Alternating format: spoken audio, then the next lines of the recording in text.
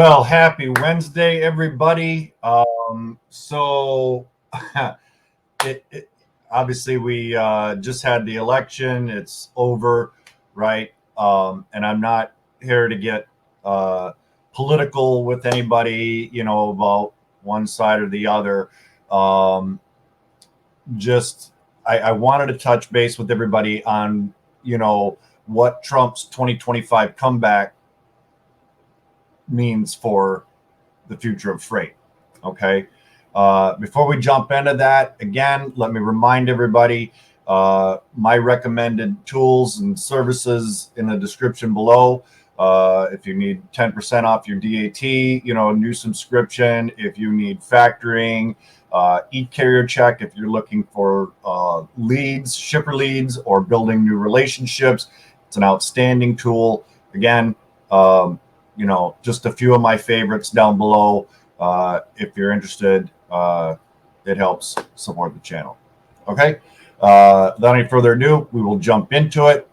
So there's kind of a buzz about what Trump's policies could mean for U.S. freight. Okay.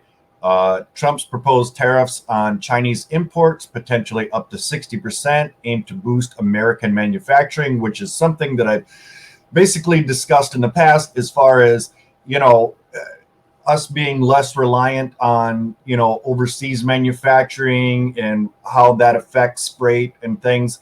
I do think that, more American manufacturing not only benefits the economy, but our industry as well, clearly.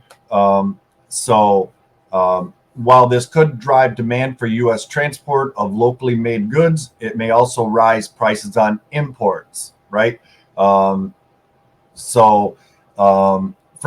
Craig Fuller discussed tariffs and their state of freight 2024 election special and noted that these tariffs might force Chinese exporters to reduce prices. Fuller is optimistic, tweeting that Trump's policies like import pre-stocking to dodge tariffs and lower income taxes to spur consumption could fuel a trucking bull market. Okay, so basically, before he takes office, what they're saying there is that everybody's gonna they're gonna pre-order, right, and get as much in as possible before these high tariffs will more than likely go into effect. This balance between protectionism and the potential cost hikes remain a hot topic, right? And like I said, some people have complained that, it'll just drive up the cost of things. Well, yes, it will. But in the long term, once we get back to more American manufacturing, it will benefit things, right? We got to kind of see the forest through the trees. So as far as infrastructure and transportation funding, Trump's $1.5 trillion infrastructure vision includes state-led, decentralized projects promising faster road and bridge improvements, right? Over the years, that's something that drivers have always kind of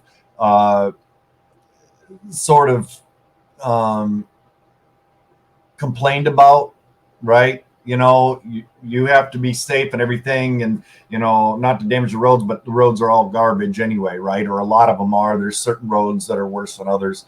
However, a heavy reliance on public-private partnerships leaves questions about consistent funding. His past recognition of truckers as essential workers suggests ongoing regulatory support for drivers. Okay. Going into environment and energy, Trump's energy policies historically support fossil fuels and deregulation, often contrasting with current electrification initiatives. So I guess for those of you that are against the electric trucks and vehicles, that's, a good thing for you. I'm not here to say better or worse on either side. A return to these policies could slow the momentum for electric truck adoption by reducing incentives for clean energy trucking. while this could mean lower fuel costs and fewer regulatory hurdles in the short term, it may pose challenges to long-term goals in emission reduction and fleet electrification. Okay. Jumping into technology and automation in supply chains, Trump supports advancing U.S. manufacturing through tech innovation. His policies may encourage investments in automation for supply chains through recent labor strikes, or though recent labor strikes reveal tension between automation and job security. The ILA strike, which was suspended until January 15th of 2025, centered on demands for higher wages and a ban on automation at ports, reflecting broader concerns about AI and automation in the workplace. This is something that we've discussed in the past. If you want to check that out, it's not too hard to find. It's a fairly recent video that I did. Still, others in the industry have questions on industry-specific issues that require more targeted answers from government agencies under the new administration. Okay, as Trump prepares to take office, we're basically going to continue to monitor these policy shifts closely, and hopefully keep you updated on how they may impact the future growth and operation of the freight industry. Okay, let me know your thoughts. Again, let's try to keep it, this is horrible. He got elected. I don't care, right? It is what it is. Whether you're for or against Trump, that kind of a mute point right now, right? He won. So what are your thoughts on his policies? Let me know in the comments down below there. Like I said, I always love getting everybody else's different point of view, reading everybody's comments. I do think that it helps. There might be something that, I hadn't thought about, one way or another. So it's always interesting to, see everybody's point of view on things, and the impacts that they may have. I also think it helps us all grow as an industry.